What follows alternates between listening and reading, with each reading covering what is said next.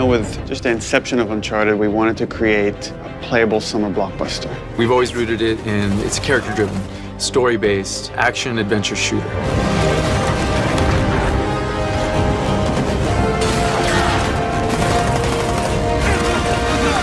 Underneath all of that, there's meaningful story moments, there's lovable characters. It's been a while. Too long, boyo. The heart is Nathan Drake and the cast of characters that surround him. This was somebody who was vulnerable. I remember the first time that we did a punching thing, and I said, hey, what if I hit him and it hurt? You know, I said, I've punched people, it hurts. So he was one of the first people who hit and go, you know, and when he fell from a height, it knocked the wind out of him and he would struggle to get up. That's what Nate is at his core. He's just a normal guy trying to do the best he can, and he just keeps falling into these extraordinary circumstances and, you know, has to dig his way out of them. And everybody wants to be that guy. You want to be that adventurer that's digging up treasures that have been lost to history and time. You want to see what kind of problems he gets himself into and how they're going to get out of it. And you get to be part of that adventure, like, how am I going to get them out of that? With Uncharted 1, you know, that was our first game on the PlayStation 3. We moved away from Jak and Daxter. It was a brand new IP, and it felt like we really have something to prove here. It was like, create a character that moves believably, that has a realistic weight, but also is fluid and responsive. And that is just about the most difficult thing you can ask. Drake was kind of a little newer to the game.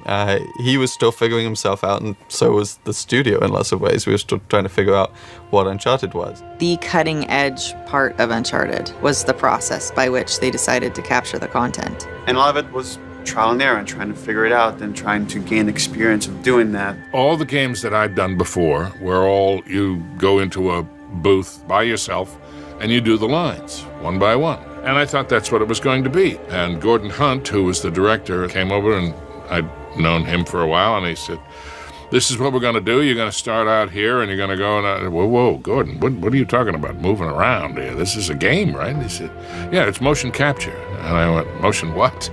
And I think, you know, especially 10 years ago when this started, that was something that people never saw. And we had this idea of the game was going to be 3 pillars. It was going to be combat, traversal, and puzzles.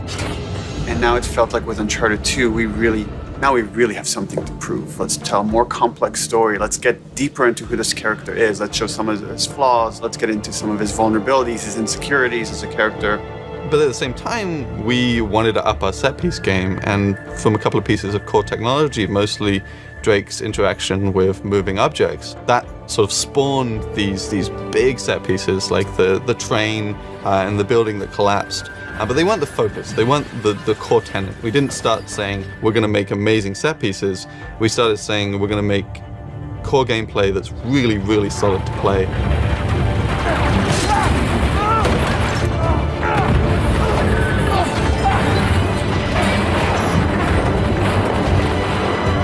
By the time we got to 3, it was like, okay, how do we take all of that and go bigger?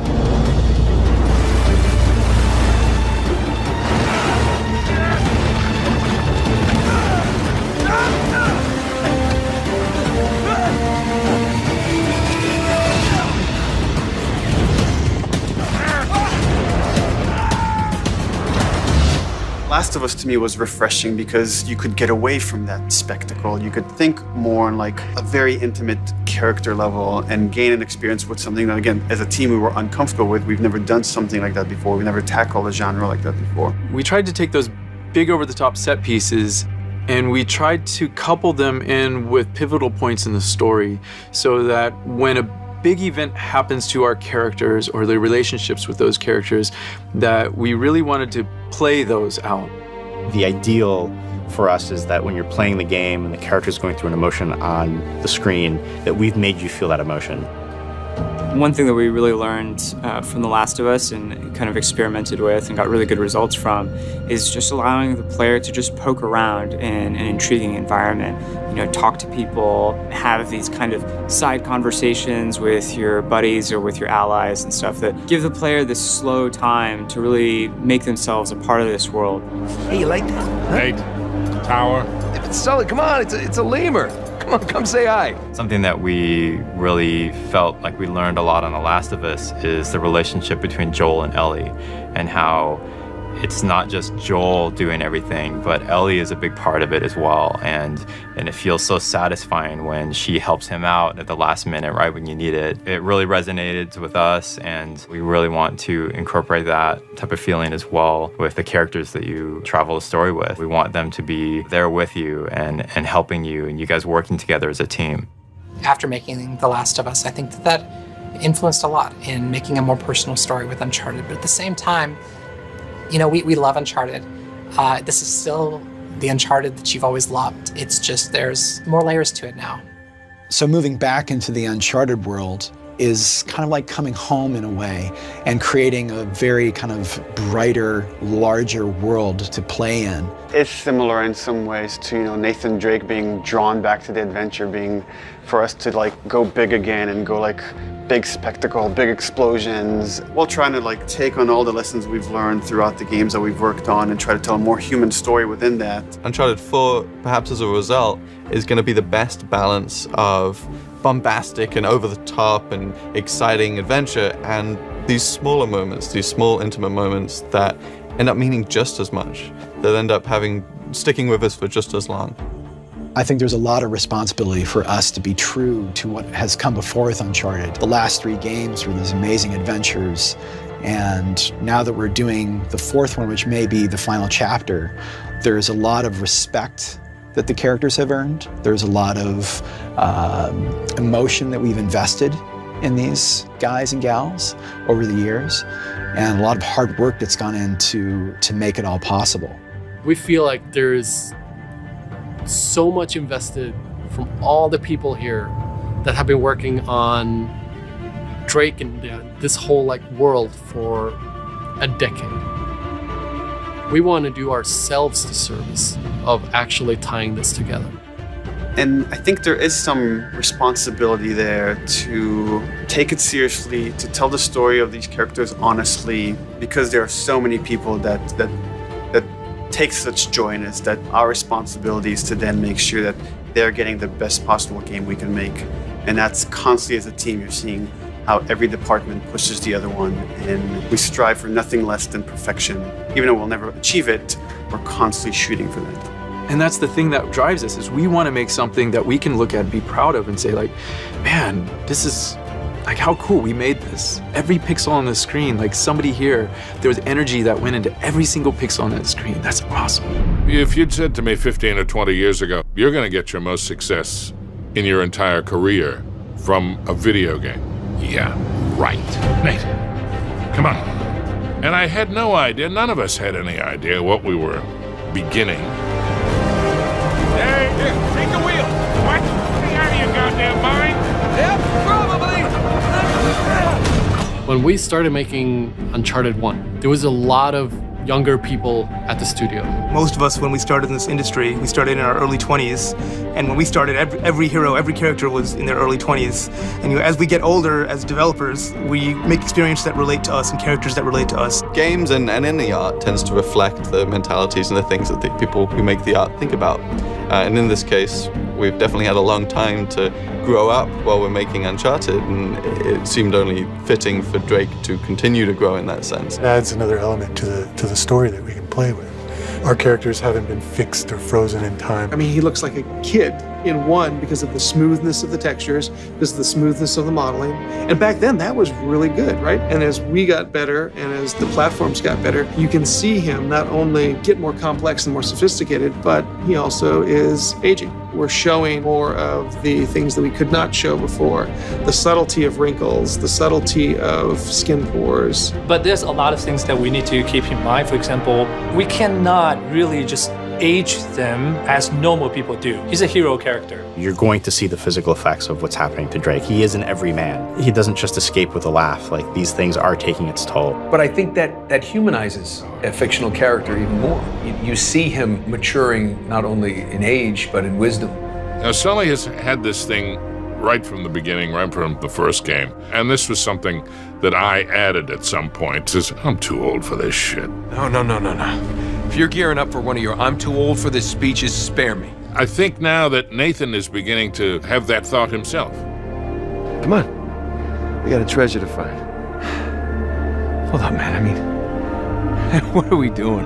And this is the one where like it gets to the root of who is he? What's important to him? And that is really why we wanted to tell this story, is we wanted to get to the heart of what drives Nathan Drake. We played with some of the themes of growing up with responsibility in the previous Uncharted's, but I think when it came down to it, it was all about what did Nathan Drake want in his life. He was willing to risk everything for treasure. But as you get older, you want your life to be worth something more. You want to have an impact. It's kind of an interesting perspective to see our hero grow up a bit and having to deal with themes like family and future, and not just be caught up in the moment of finding just a treasure. He's actually thinking long term and what this might mean for his future.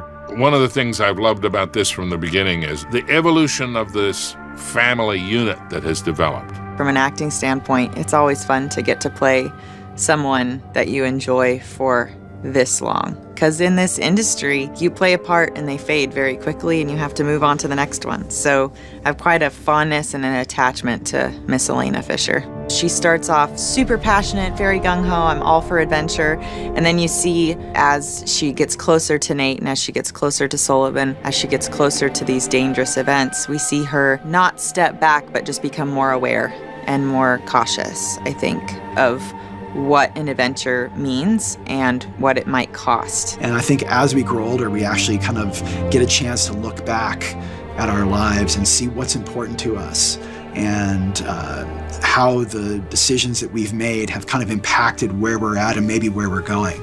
That's a very similar journey to Nathan Drake, right? If you look at him in Uncharted 1, here's a guy that makes huge sacrifices as far as his personal life to achieve greatness. And I think, in a way, we're seeing that happen with both Naughty Dog and the Uncharted franchise in general. And as a game developer, you know, this is hard work. Like, people think it's like you're here playing games all the time, and sure, that happens every once in a while, but for the most time, this is very hard, grueling work. A lot of times it's long hours, and you make personal sacrifices. We're taking that experience and putting it into the art that we're making, so that when you play Uncharted 4, you're going, oh, okay, you know, this has more character depth to it, this has more visual depth to it. We're trying to bring everything as creative people that we're experiencing and funnel that into the medium in which we're working. Wisdom comes from experience and time. And Nathan Drake certainly has had enough experiences that lends itself to a lot of wisdom if he's paying attention. It's been one of the most rewarding characters I've ever been handed because from the get-go, I was encouraged to put as much of myself into this character as possible. And it has just been the greatest ride of my life these last 10 years. You're with this character for years, and you're within this world for years, and you go home on the weekends and you're eating dinner with your family and you're thinking about those characters in that world, and it's such a part of you that to walk away is very hard, as I'm sure it will be at the end of this game. For me as a designer, for Naughty Dog as a studio, I think that feeling kind of permeates through everything we're doing as a developer, and maybe to a fault. That's like, this is the last one you're gonna do. This is the last one you're gonna get to make. So anything that you wanted to have, it has to go in. It has to be there. And as a group, we just got closer and tighter together with each game that we've made. And so over time, we've just we've just learned from our mistakes over and over again. And so I think that kind of sophistication is a big part of growing more mature. And I think players are going to see that in Uncharted 4. So all we can really do as a team is make something that's really personal to us. Use everything that we've learned in the past to kind of elevate the medium one step further, to challenge ourselves to go into areas that we're uncomfortable with, and we do that with every game. And hopefully we come out on the other side with something great. Anytime that you switch platforms, it's going to be a huge struggle, but I think, especially for us, this time was very difficult.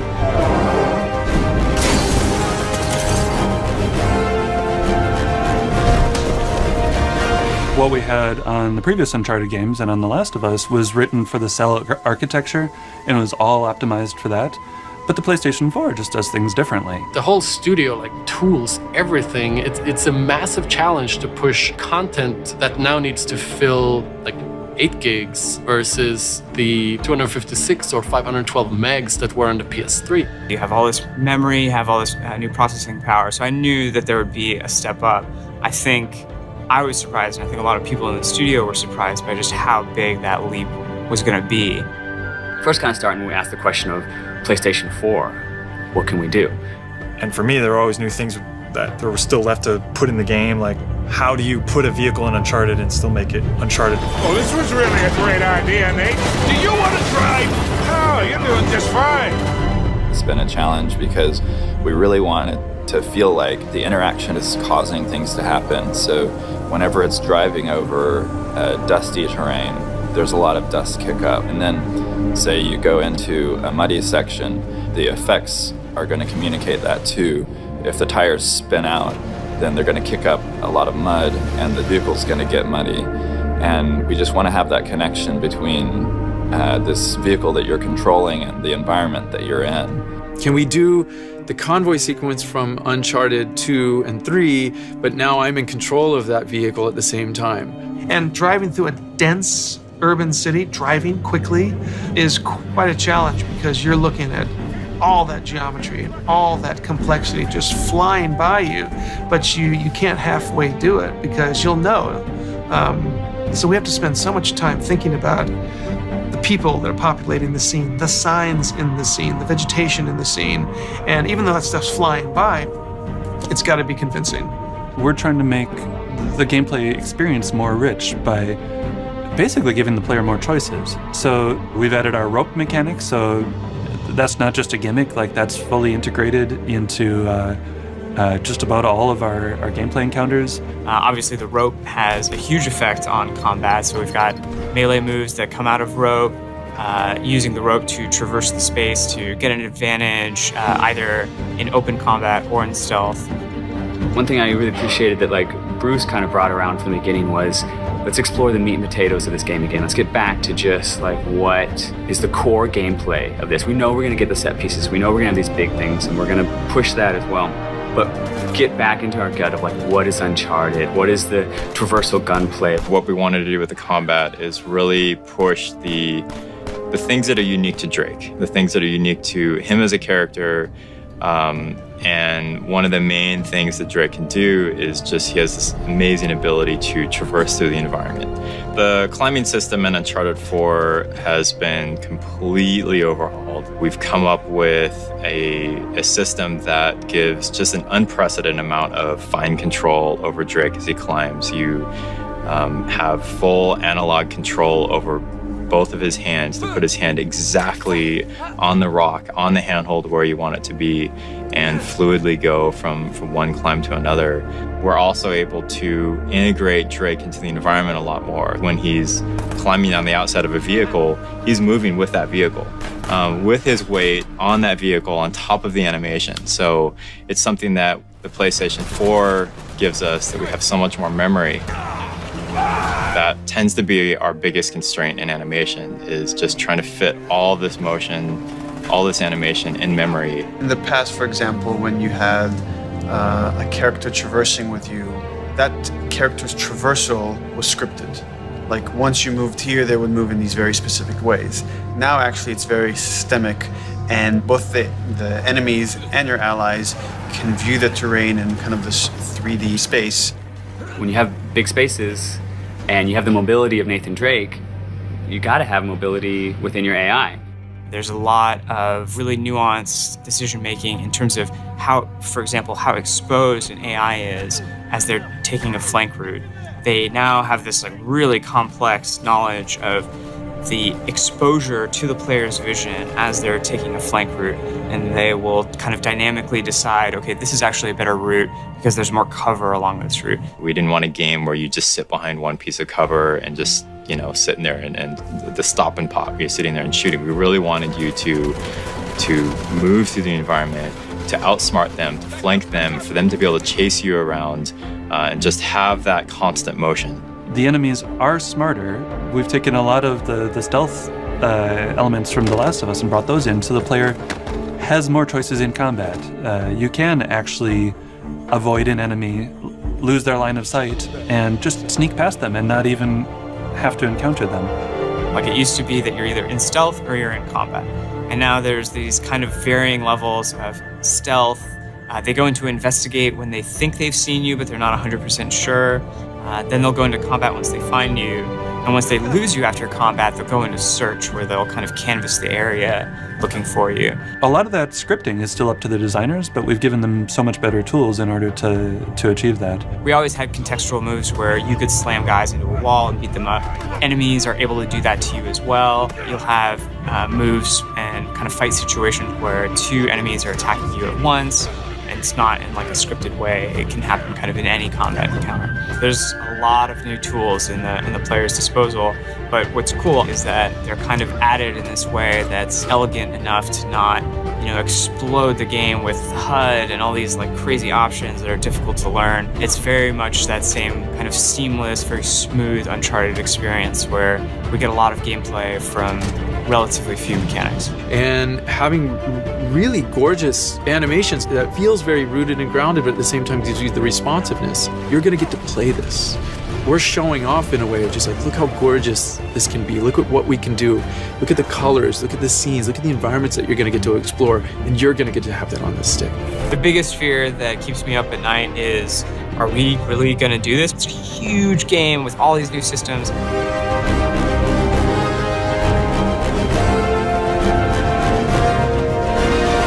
It's not one thing that makes it hard, it's everything. I guess it's kind of cliche, but I guess that's kind of the fun and the challenge of it too. We don't make it sequentially. We're jumping around from part to part. So we don't really know 100% what it's going to be like until the very end. And sometimes it can be a bit scary. You look at that end date that's just getting closer and closer. All of our fans love Drake. We don't want to, make our last Drake game and have it not be the best Uncharted game we can make. It's selfish in a way. Like, we want to do the fan service and completing everything that everyone else wants to see. The thing is, we are probably some of the biggest fans ourselves. The fans' reaction, sometimes even when it's negative, is one of the best perks of the job, in that you are able to reach other people and you get to see how much they care. And we get letters sometimes from people that they say, like, this has changed my life. Like something shifted in playing that. It's like I learned something. It's like, wow, we did that. We created something that touched people. That inspired them in the way that movies and games and comics have inspired me and the people I work with. And to know that, someday someone is going to be way better at this, and somehow I got them on that path, is just overwhelming with like gratitude of that I get to do this, that this is my job. And so whenever we see like a really cool letter from someone that they email in, or we got a huge scrapbook once of all this different art that someone had put together, that really touches us, and we appreciate it on a super deep level. Some of the most fulfilling things you can find in real life are those connections you have with people and those moments of understanding or play. And that's a much rarer thing in a video game. It's far rarer to find your character having a moment with another character that means a lot to you. And I think that just now and again, we just come a little close to reproducing some of that fulfillment and enjoyment that you get from real life characters, from real people. I really hope that people can see the effort that we put in to make the character more alive. When I see those cutscenes coming in, I see the facial animation, just the subtext you can get in these scenes. I've never seen it in Uncharted, I've never seen it in a game. The level of authenticity that our characters are starting to take on honestly has such emotion to it that I'm really proud of us as a studio for putting that out there. And everyone here at Naughty Dog is a storyteller. We have something important to say to the story and help immerse them in the world of Nathan Drake and Elena Fisher. As you play through the series, you do sort of begin to develop an affinity for the characters and an understanding of what motivates them. And I hope that this game kind of brings that all to a nice crescendo. I hope people cry when they play it, and I hope that they laugh when they play it. We've always made sure that that's part of our vision, and that's it. It's like we want people to say, once they put it down, be like, I just had a ton of fun. Heads up! I'll take that. Every game, every year has been, a new thing to learn, a new thing to accomplish, and we're never done. And I wouldn't want to be. I hope the whole industry keeps moving forward, because it has been. There's no slowing down, and this is just another step on that road. there's a lot of memories there. And to leave it behind, it's funny. I'm working on this layout right now with one of the last traversal sequences in the game, and there's this one jump, and every single player that we've watched playtest it stops at the gap and kind of looks and like questions like, can I make that? It's a pretty big jump.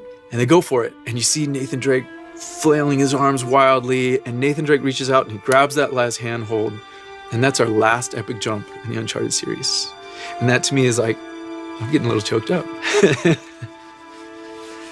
Yeah, it's a lot of memories there.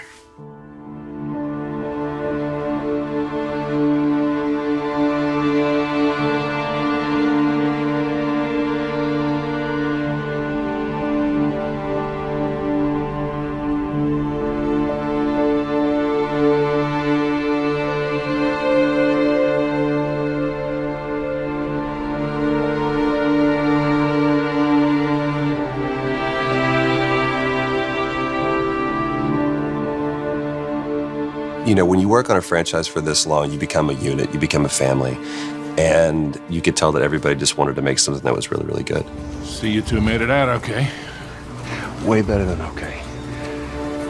We found the battalion. I've had a lot of time to reflect on everything that's happened, and I have to be careful not to get too emotional because this has been the greatest opportunity that I've ever had. The journey I have personally had with Elena and with this story has been one of extreme thankfulness and gratitude and growth, just as a person and as an actor. I had to protect you. That is bullshit, Nate. You just didn't have the nerve to face me. And this particular game, right from the beginning, was like being a little kid playing again with your friends. Let's check it out, huh? No, wait. Something about this feels kind of hinky. Hinky. And it was just such fun to go to work every day. It's been a great ride. I really enjoyed it. Like I say, I'm gonna miss this guy. Just bring me back something shiny, will you? I think the quality of the story really is just this kind of very emotionally satisfying, beautiful denouement to the Nathan Drake story. And everything is like you're playing through it. It's not something you're just watching passively. We're using our medium to the fullest. And you're hauling down this alleyway at 40, 60 miles an hour, but you're like, that was awesome. Look at that. That was cool. And that's Naughty Dog. Making video games is our adventure. It's our Uncharted. It's been a perfect blend from the actors and directors on the mocap stage to what happens back at the Naughty Dog building when the designers and programmers and artists and everybody puts that stuff together. I hope that can sit on somebody's shelf and they can revisit it years later and go, oh, this was a great series. This was so much fun. I hope more than anything people are entertained. That from the opening shot to that final closing image, that you don't want to put the controller down. Early on, these emails would go out, like in the character team, and they'd send these videos, and they'd show like what they can now do with the eyes, or what they can like now get sweat happening on the skin. I'm just like, this is ridiculous, and kind of super rad.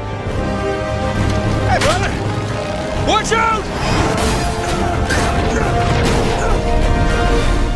To see what Uncharted on a next-gen console is going to look like, that was a question we just had to find out for ourselves. I think the biggest design thing that came out of the new hardware was literally just the bigger spaces. We have bigger levels than we've ever had before. Maybe 10 times the size, at least, of explorable space. The challenge for us is, and the thing that's been super hard, is like, how do we give you more choices and make the pacing feel just as intense as when things have been more linear for us? It does introduce challenges as far as telling a very specific story.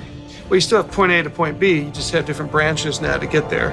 So you've got 3 or 4 different ways to get there, but you still have to get there. Now, the complexity comes in that every one of those ways has to be thought out and well designed. And we were able to kind of stick by kind of a core tenet of, I think, of what Naughty Dog's art is all about, which is this handcrafted, this very hand-placed, this very, very directed, every step along the way, kind of composition of art. We let you have a lot of choices, but it's like, it's moving forward at a very fast pace. Cut right! Wait, don't worry, I got this! I got this! I don't got this! We've been able to make the world so much bigger than we've ever been able to make before. And then also, at the same time, improve the detail of any one area. So we've increased the density of detail and the size of the world all at the same time. So with larger worlds comes larger possibilities, and larger possibilities usually mean more detail. In fact, that's one of the things that we're really shooting for in this game is a higher level of detail on the PlayStation 4 and the experience for our gamers. So the resolution involved in that requires a lot more work and a lot more thought and a lot more time. It's not just, any old dirt will do. It's a very specific dirt. And how wet is that dirt? How many pebbles are pushing up in that dirt? And you take that consideration and you apply it to everything. One of the things that I think improved the most from Uncharted 3 to Uncharted 4 is texture resolution. Bigger texture means more detail. The new hardware just allows us to achieve what we've been trying to achieve the whole time. And that's just believability and complexity. There's a lot of just passion into all these small details that really shines through. And it's because we really empower people who care to make the difference that they want to make. Nathan Drake in-game has at least 11 to 12 outfits. And that's just for Nathan Drake. Think about, we have Elena, we have Nadine, we have Rafe, we have Sully, we have Drake's brother. Everything suddenly needs a level of thought and scrutiny that we didn't have to do before. It makes a much more rich experience, a much more immersive experience, but it takes a lot of time.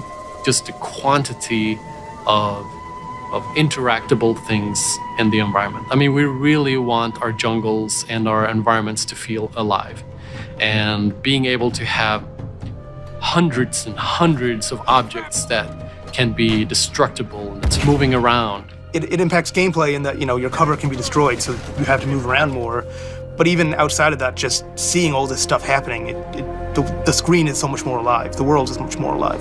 Everyone here respects the craft of making a video game, and that why shouldn't every part of this game be the best thing, the best art, the best, have design really be like serious, considered design and crafted experience for the player.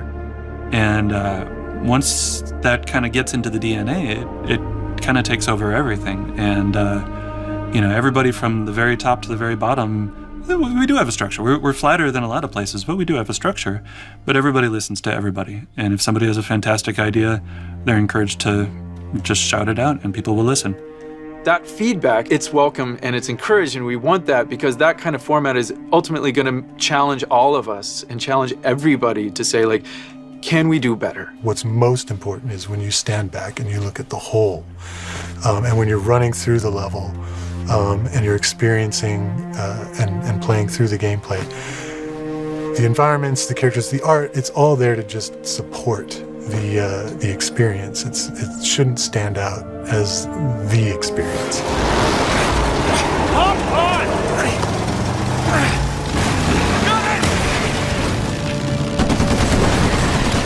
Here, take this! It's really an interesting challenge. Like, if we do our job right, hopefully people are not going, wow, that's great animation. They're just engrossed and they're believing it. I think we lost him. Hey, Nate, we can never, ever come back to this city. Add it to the list. The biggest change we've had in Uncharted 4 would be the use of the head cams and the facial markings, facial animation. For the first 3 games, this has always been hand animated.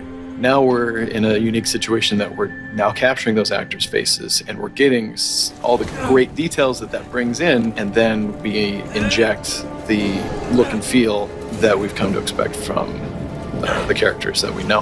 Every animator that we hire at Naughty Dog has to be really good with working with motion capture, because a lot of their job will be doing that, but they also have to be a really, really good animator, because when we do need to animate something that we can't capture, it has to look exactly like something that we captured. Yeah, can I help you? Yeah, I'm looking for my little brother. Sam? It's good to see you again, Nathan. God, Sam. Oh, all right. Take it easy. Last gen, you'd actually get a black frame between gameplay and cutscene, which would mean it kind of takes you out of the experience. It's a little tell. Okay, now it's just I'm watching something. So that's been a huge thing that the PlayStation 4 has allowed us to do, that all of our cutscenes are now in-game. What it boils down to is blurring the line between when do we kind of make this a pure cinematic moment that you just sit back and enjoy, versus actually saying, no, we need you right now, do your thing. People don't only want to watch passively a story, they want to be able to participate in it. I think the focus, as always, is what serves the story. And traditionally, and this isn't any different, we try to keep as much of the big action in the hands of the player. So it's not something that you finish something in the game and then get to watch. It's something you get to experience. You reach that point yourself. What we're trying to do is make them richer, make them more playable, give the player more options within those set pieces. So to have like a really interesting combat encounter with a lot of different options and a lot going on within a set piece that's falling apart all around you. The gameplay, the environment, the music, everything is coming together to make you as the player feel like you're Nathan Drake and to feel like you're on this grand adventure. No, I mean, it's really simple. You just run right across there, stay out of the lights on the top, because that's where they have the guard outpost. See that pole?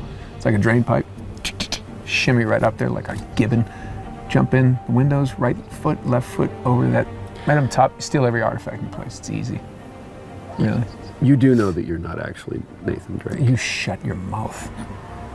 You shut it. It's a character. I will cut you, I will open you up and bleed you out.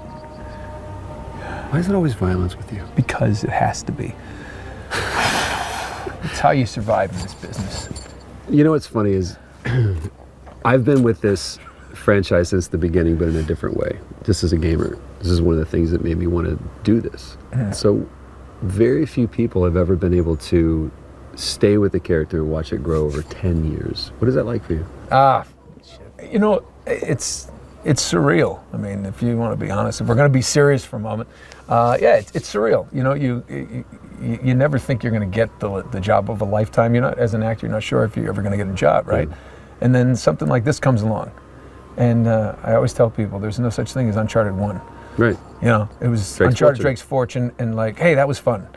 And you're back on the audition trail. And then, then they say, hey, people kind of liked it. Let's go to the second one. The second one blows up. And then your third, and now here we are after a Vita game as well. And here we are in Italy doing Uncharted 4 promotion. I mean, it's rewarding, especially being a character that they said put as much of yourself in the character as you can, and then people like it. It's like Sally Field. Yeah, you like me. You really like me. So. Now it's all over. It's bittersweet, but it's been a great ride. How much of Nathan Drake do you think is Nolan? Oh, like a percentage-wise? I don't know. You know, it just, you know how it is. When we're on the stage and we're out there and you're developing the character and when you're doing something for years at a time, I don't think people realize that you don't just go into a booth and you know, you do it for a couple hours and then you're that guy. You live this. You know, for that, you do this over the course of a couple of years. In this case, what, 3.5, 4 years? 4 years. Of development. Going in a few times a month, here and there. Sometimes it's time off, maybe a few weekends in a row, or weeks in a row you're in there. So it's a real process. It's one of those things. I'm glad that they let me use my own voice, so it wasn't anything like that. How about with Sam, though? I mean, now, you had I know you were a fan of this. Sure. I mean, I think first time you introduced yourself, you're like, oh, Uncharted. It's like, oh, God, here we go. Here we go. Here we go. Fanboy. Who's this guy? Security. But yeah, so you had the, you know, I know you're a big fan. I know this means a lot to you that you got to come in and do this way. So what's it like being a Drake? I remember from the same scene. I remember the first time I first played this game. I was doing a terrible movie in Texas in 2007, and I remember playing Uncharted 1, Drake's Fortune, and saying that all I want to do, I want to be one of the red shirts that Nathan Drake kills. That's you know that's Star Trek, though, right? The red shirts. But we're borrowing. Okay. People understand. They get it. So all I wanted to do is that. And I remember where I was when Neil Druckmann called me and he said, I got to bring you in. And how do you feel about playing Nate Drake's brother? And I was like, I told him, I was like, don't mess with me, man. Don't lie to me if this isn't going to be true. Right. And we sat down and we talked about it. And I remember him saying, you know, so the one thing about this is that you're his older brother. And I went, oh. No, it's fitting. It's fitting because I look so much better. I mean, I look so You've much aged better. well. I was like, how is that going to work? And you know this, it's kind of like the relationship that I have with Travis Willingham, who's younger than me, but in so many ways he's much more my older brother, and it's because of life experiences. And I think that with Nate, it was when we were kids, when Nate and Sam were kids growing up in the orphanage, we needed this. And then Nate found his own path. He found Sully and he found Elena. And so he kind of grew up and he became the older brother, and Sam kind of stayed in the same way. So for me to come in and not just be a red shirt, but to come in and be the brother and see how this relationship fits in the whole story is, I don't want to say it's the coolest character in the franchise, but it's really cool because to me it gives so much more dimension to Nate, to Sully, to Elena, to Cutter, to everybody who's been in this whole thing, because there's always been this outlier waiting in the wings for his chance to do an adventure with Nate. Nate's never even talked about it. I mean, he didn't even talk to his wife about it. Right. So, yeah, it's a cool character to play. How much has Nate changed, do you think, over, I mean, this is 4, really kind of 5 games. How much has he changed? How much have I changed? How much has anybody changed? You know, it's you know, wisdom is the sum of your experience. It's just, I think there's, you know, life hands you different things, and he's how does life change anybody? I think, you know, he became who he is through the adventures that we played, and for whatever reason now he's in this situation where it's this mundane sort of life. And I was telling somebody earlier, it's that Pacino, they pulled me back in. Right. That's a different movie, but pulling them in.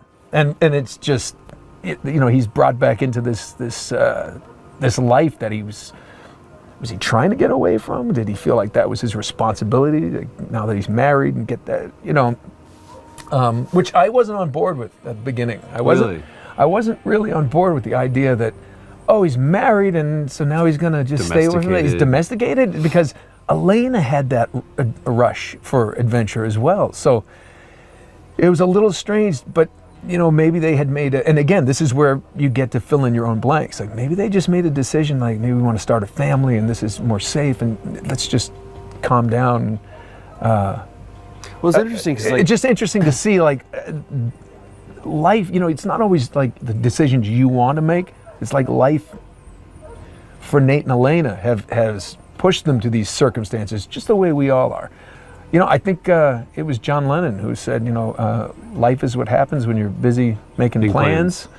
You know, and I think that's exactly what happened to Nate and Elena. And there you go. There's reality back in the game that helps everybody relate to these characters more and more. What was it like for you, because we've done so many games, what was it like for you the first time, because we work so much in an abstraction, it's so much theater of the mind and we have to make believe so much. What was it like for you the first time you saw that game come up and you saw your character and all the work that you put in? What was it like for you? With Drake? Yeah. You know, I don't really know if it was cool the first time, because we actually got a bunch of cinematic scenes cut as a movie for the first one, so you get to watch it. And it was the first time I actually got to see what all the animators and the designers did and how it made it move and walk and run, and it was so cool. And then I actually did get to play some of the stuff, and I remember being on the in the first game on the jet skis going up and trying to get up this rock, and it was driving me nuts. And it didn't really hit. It was like, it was cool. It was a cool game, you know. And by then I had done games and I heard myself in them. But the biggest thing was for me was I think when Uncharted 2 had come out, and my son, he was playing it, and he just be like, and he turned to me and goes, "That's you." And I'm like, "Yeah, I know, I did the voice." He goes, "No, but that's you." And he had seen something that I didn't see, because I just a different perspective. And when I saw it through his eyes, it's the thing that kind of registered more for me. You saw the work, he saw the character. Yeah, and it was like, oh, because I don't know about you, but every time I see my work, I think, oh, I should have done that differently. Sure. I can't help but self-critique. It's a curse of this business that you just think of all the other choices that you could have made in that moment, and you're like, maybe I've done that.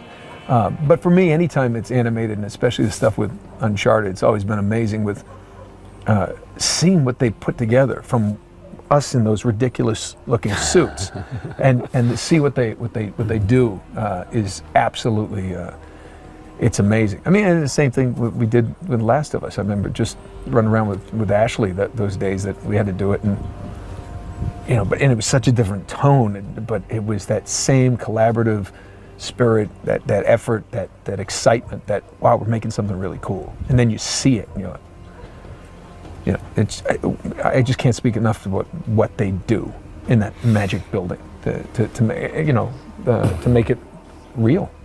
Well, I'll say this, one of my favorite memories so far is actually one of the first shoots that we had where Sam and Nathan come together again, and just the scene of them coming out and sitting down on the bench, kind of looking out over the ocean, and Sam saying, "What have I missed?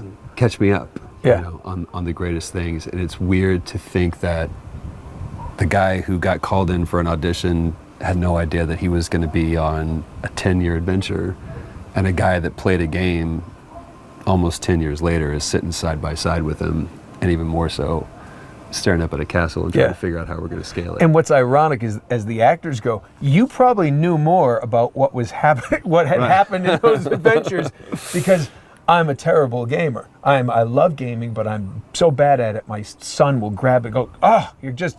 I mean, how many times? No, the kid. Uncharted 3 is you're just killing yourself over and over. I hand him the machine. Daddy doesn't want to commit suicide anymore. And then he gets you through the level. I'm like, good boy. Double your allowance. He doesn't get an allowance. But yeah, those scenes were cool because those were some of the early ones we did, where we just, when you walk in, I remember it was cool. It was cool because people don't realize it's like I open a fake door. Right. I know it's you, and yet, when you really fall into these characters and you really close it. I mean, I don't know if I ever told you, but I'd open that door and I'd say, "Sam," and it's like, I'm very close with my own brother, and I'd open that door and I'd get goosebumps, like I did for real, even though I know it's your ugly mug on the other side of the fake door that I can see through. But and I think that's something that's really cool about doing this process, is that you can play make-believe like you did when you were a kid, and then they take that and make it look better than even your imagination can put together. I think that's what makes it so special to me, to you, and to everybody who plays. Pleasure having you on it, man. Thanks, man. Thanks for having me. I'm sure there's many more things with you becoming a big director and all. Ooh. I might be looking for work soon. There's no 5 in sight. You should call me. But until then, I say we go back to Il Castello and drink some of that red wine. Let's get a drink. I'm buying. It's free.